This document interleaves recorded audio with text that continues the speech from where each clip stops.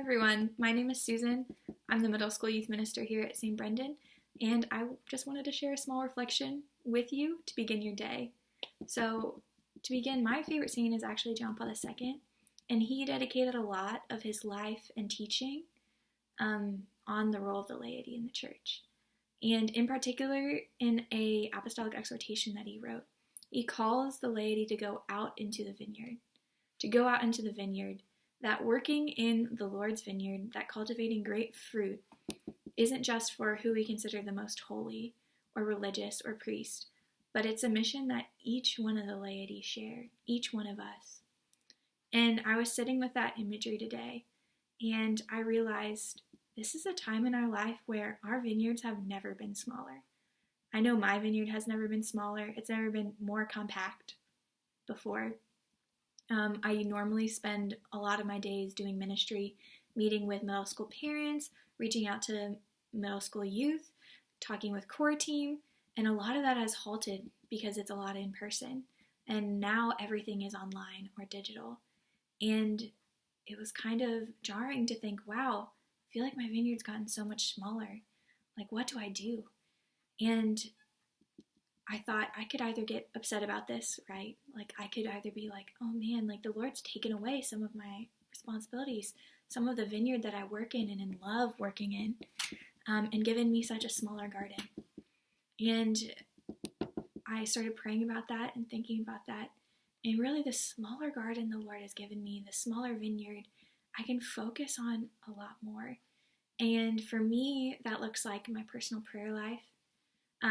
Reaching out to different core team members who are adults that I can meet with one-on-one or through video chat, or making sure parents stay connected with middle school ministry. But even bigger than that, it's made me focus on myself and my relationship with the Lord, to spend quiet time alone with Him. And so right now, my vineyard has never been smaller, and it can be kind of jarring, but it's allowed me to see in the quiet and in the stillness what the Lord has been doing all along.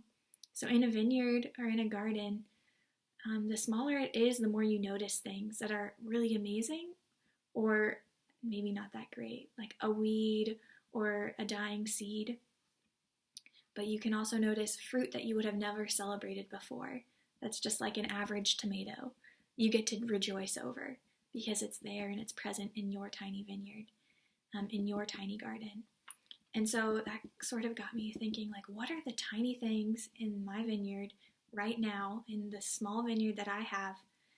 What have been such amazing experiences for me in the vineyard the Lord has given me?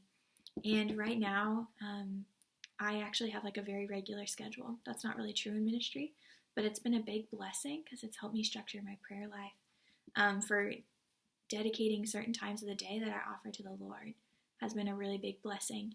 I spent an increasing amount of time outside.